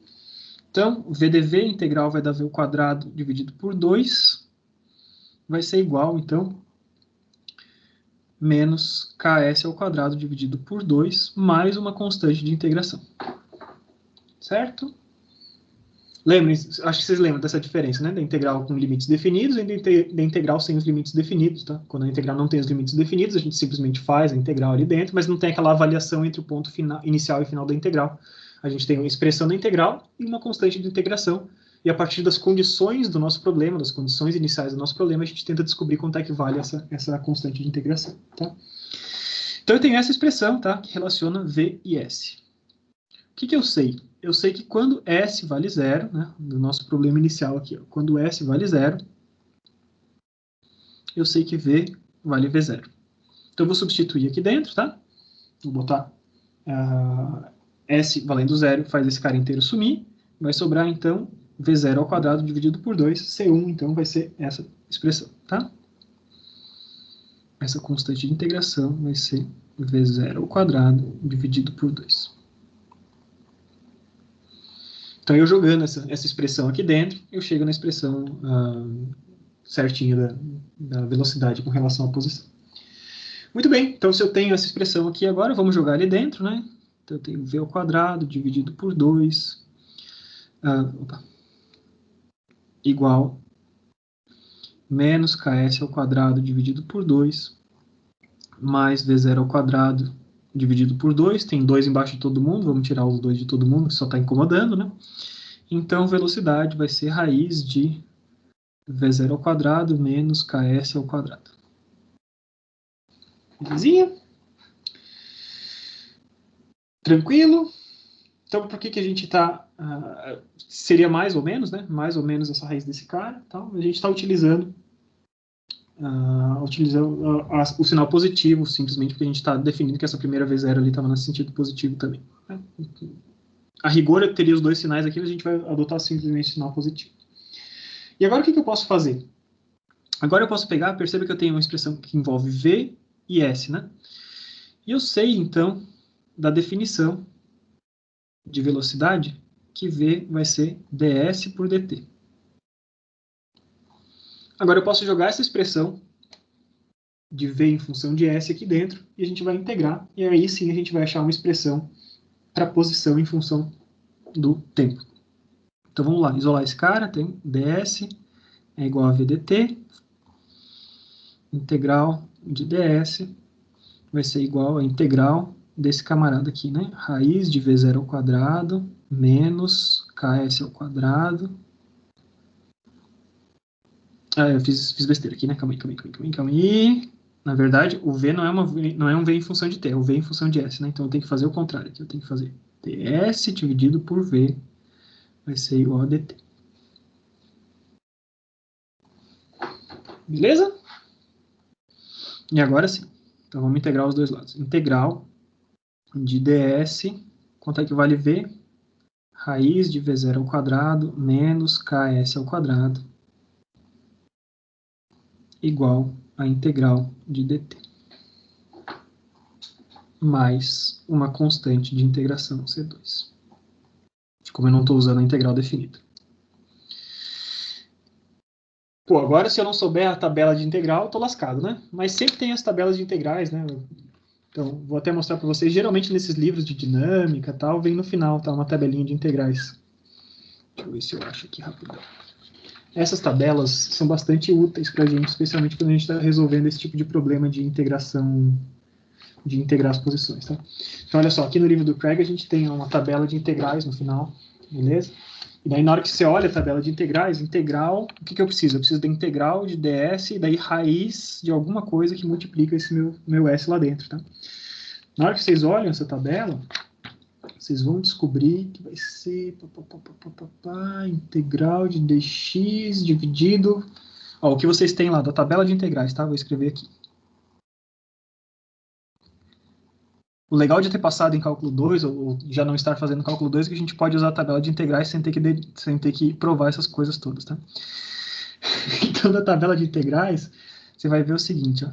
Integral de dx dividido por raiz de a ao quadrado. X quadrado menos x quadrado. Observe que o formato é muito parecido ali, né? Vai ser igual ao arco seno, tá? Seno menos 1 de x sobre a. Tá, isso veio lá da minha tabela de integrais.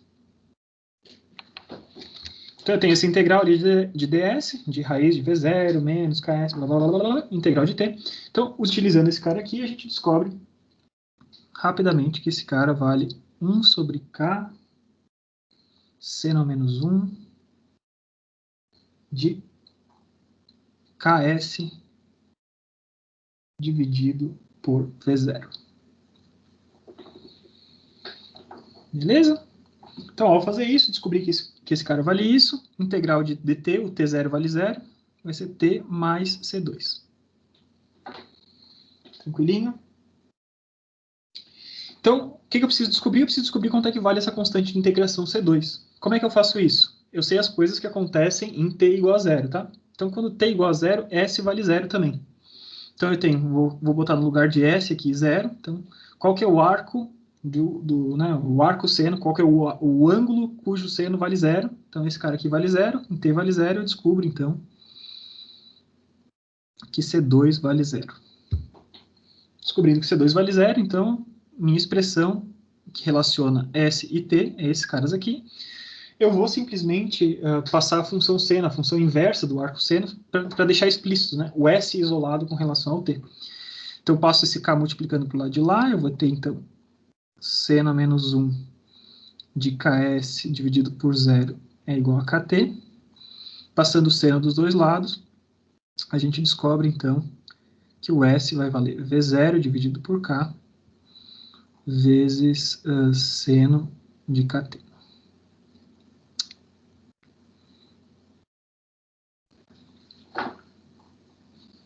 Tá bom? Então eu descobri essa função aqui, desse camarada. Percebam, temos molas, certo? Uma mola, uma massa se deslocando e uma mola. Massa com mola, velocidade se deslocando, geralmente isso dá um harmônico, certo? Um harmônico é o quê? Uma função senoide, uma função que vai variando suas velocidades lentamente, né, suavemente, no formato de um seno. Não sabíamos nada disso no começo, a gente só partiu do formato da aceleração e a gente chegou, então, passando por uma integral chatinha, que vira arco seno e não sei das quantas tudo, a gente chegou na conclusão de que quando eu tenho uma massa desacelerada por uma mola, isso dá, então, uma função harmônica, tá? Então, descobri S em função de T, agora fica tranquilo eu descobrir V em função de T, né? Porque basta eu derivar esse cara, né? Como eu sei que V vai ser igual a ds por dt, vou pegar e vou derivar essa função com relação à velocidade, então eu descubro que V vai valer V0 vezes cosseno de kt. Certo? Deriva, né? O K pulou para frente, K cortou com K, sobrou V0. Descobri, então, a função de V em função de T. Belezinha? Então, muito bacana, né? Um probleminha que mostra ali pra gente que quando a gente parte simplesmente do formato dessa aceleração aqui, a gente chega à conclusão que sempre que eu tenho uma massa balançando com uma mola, isso vai fazer a gente chegar em formatos harmônicos, tá? Então, só para encerrar a aula, prometo não passar muito disso, tá? Só deixa eu clicar aqui de novo. Vamos lá pro slide que eu tava. Só um pouquinho. Isso aqui a gente já viu. Então agora, só para encerrar a aula mesmo, tá? Como eu tinha prometido para vocês, né, a gente tratou até agora de casos que eram casos não padrão, né? Casos com acelerações todas diferentes e tal. Mas agora a gente pode, a partir desses casos gerais que dão conta de todos os meus problemas, eu posso voltar para os casos específicos, os casos que são confortáveis para mim. Então, qual que era o conforto para a gente? Voltar lá no ensino médio, né? No ensino médio, o que a gente tinha? A gente trabalhava com o movimento retilíneo uniforme. O que o movimento retilíneo uniforme tem de característica? Ele tem uma velocidade que é constante, né? Então, sempre que eu tenho... Aí eu esqueci de botar os negritos, tá? De vetores, peço desculpas, tá? Deveria estar o V em negrito e o ds em negrito. Então, eu sei que ds por dt, que é a velocidade, vai ser uma constante, né? Um movimento retilíneo uniforme. Então, como esse cara é uma constante, né? Passo o dt para o outro lado, na hora que eu vou fazer essa integração dos dois lados, o v pulou para fora da integral. Então, eu tenho integral de ds entre S0 e S, integral de dt entre 0 e t, e com isso a gente chega na nossa forma clássica, né? S é igual a S0 mais VT, ou X é igual a X0 mais VT, coisa que vocês sempre souberam, sempre trabalharam com isso, trabalharam dessa forma, tá? Vamos ver se a gente consegue achar mais coisas que a gente já conhece. Tá? Então eu tenho agora um movimento retilíneo uniformemente variado. O que caracteriza esse cara? Quando a aceleração é uma constante. Se a aceleração é uma constante, eu tenho que dv por dt é uma constante. Tá? Então agora eu posso fazer de novo a mesma coisa que eu fiz. Jogo o dt para o outro lado e vamos integrar esse cara. Na hora que eu integro, a aceleração por ser constante pula para fora da integral, e eu tenho, então, integral de dv, entre v0 e v, a vezes integral de dt entre 0 e t. Isso vai me dar forma clássica que vocês devem ter decorado aí anos atrás, poucos anos atrás, né? Vocês são jovens, né? Sempre me esqueço disso. V igual a v0 mais at, característica do movimento retilíneo uniformemente variado. É a única equação que a gente tem? Não, a gente tinha algumas diferentes, né, decoradas. Vamos partir de outra definição, então, né? Então, V é igual a V0 mais AT. E V é ds por dt, certo? Então, a definição de velocidade é ds por dt. Então, no lugar de V, eu escrevi ds por dt, né, na equação de cima, e eu continuei com o resto. Tá? Então, agora vamos isolar. Vamos deixar ds de um lado e o que depende de t do outro lado. Joguei o dt para o outro lado. Eu tenho integral de ds entre S0 e S. Integral de V0 mais AT, dt, entre 0 e t. Ao fazer essa integral, a gente chega na fórmula, não sei como é que vocês chamavam, né? Meu professor de física tinha ensinado que era o sorvetão. Por quê? Não sei, mas enfim. S vai ser igual a S0 mais V0t mais a t ao quadrado sobre 2. E tem mais uma ainda, né? Mais uma do movimento retilíneo uniformemente variado. MR/V continuando aqui. Lembre-se que a gente tem essa relação, né? Do AdS igual a VdV. Então eu vou deixar A sozinho, né? E deixei VdV dividido por ds. Vai ser igual a aceleração, que vai ser igual a uma constante no movimento retilíneo uniformemente variado.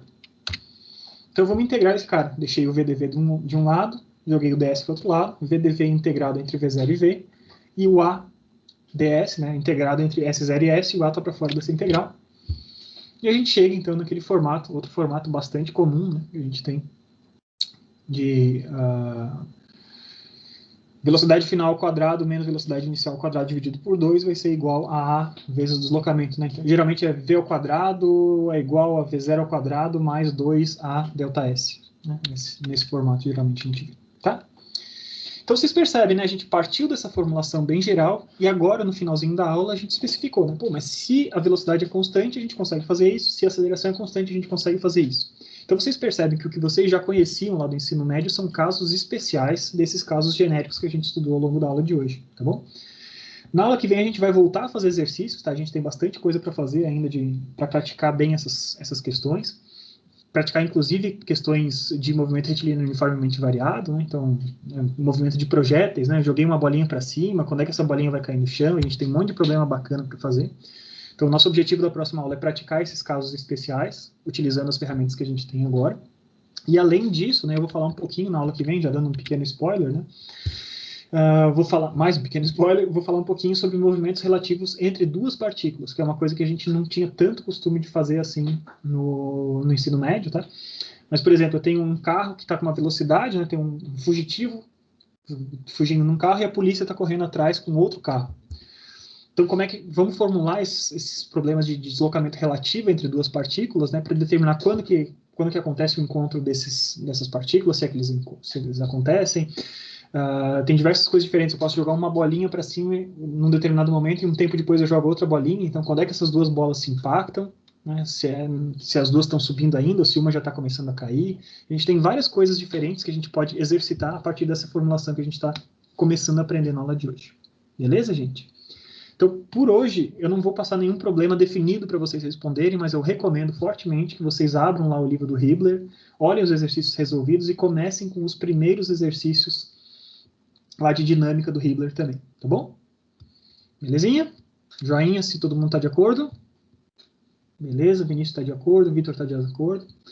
Então, gente, o que eu tinha por hoje era isso, né? Desculpa eu ter passado um pouquinho aí do tempo, mas a gente começou um pouquinho mais tarde também, né? Eu ainda não... Eu tive que preencher uma tabela em termos de horário de atendimento para vocês. Eu botei... eu queria deixar para vocês os horários de atendimento que vocês não tenham outras aulas. Antes dessa minha aula de hoje, vocês têm aula? Não, né? Vocês têm aula só de manhã, né? De manhã de química, daí tem essa janela e daí começa só às 3, né? É isso? Isso mesmo, senhor. Tá. Então fica ruim para vocês se eu botar o atendimento antes da aula aqui, agora? Eu acho que fica bom. Acho que fica bom, sim. Tá. Então a gente pode fazer assim. E na quinta-feira, como é que é? Vocês têm aula antes e depois, ou só antes, ou só depois? Tem antes. Tem antes, né? E depois eu dou aula. Então acho que vamos deixar assim, tá? Vamos deixar combinado. O meu atendimento para vocês de mecânica clássica vai ser na segunda-feira, antes da nossa aula aqui. Vamos dizer assim, a partir das 2 eu estou aqui. Beleza? Então, Wesley perguntou da entrega dos exercícios das aulas passadas. O Moodle está com muitos problemas desde sexta-feira, né? Acho que vocês perceberam ali, tanto é que as coisas de mecânica clássica, eu cansei de ficar tentando botar as coisas no Moodle, não conseguia conectar, tal, e botei aqui no Teams mesmo, tá? Então a gente está esperando estabilizar o Moodle para botar. Mas sim, a entrega vai ser via Moodle, só que eu não sei te dizer quando é que o Moodle vai estar disponível. Beleza? Então fique tranquilo aí, se já fez exercício, deixa ele guardadinho. Vocês vão ter prazo para entregar ele, fique tranquilo, mas eu realmente, por enquanto, não faz muito sentido eu botar coisa no Moodle, porque tá manco o negócio, tá muito difícil. Beleza? Então, gente, muito obrigado. Agradeço a vocês pela aula de hoje. Eu tenho que sair agora correndo, já devia estar 5 minutos em outro lugar. E quinta-feira, então, a gente se vê falando mais sobre cinemática das partículas. Então, já cheguem aí com os motores aquecidos, que a gente tem mais um monte de coisa para botar aqui. Beleza? Valeu, pessoal. Falou! Falou, professor. Até Tchau, tchau. mais. Falou, professor. Até mais aí. Valeu.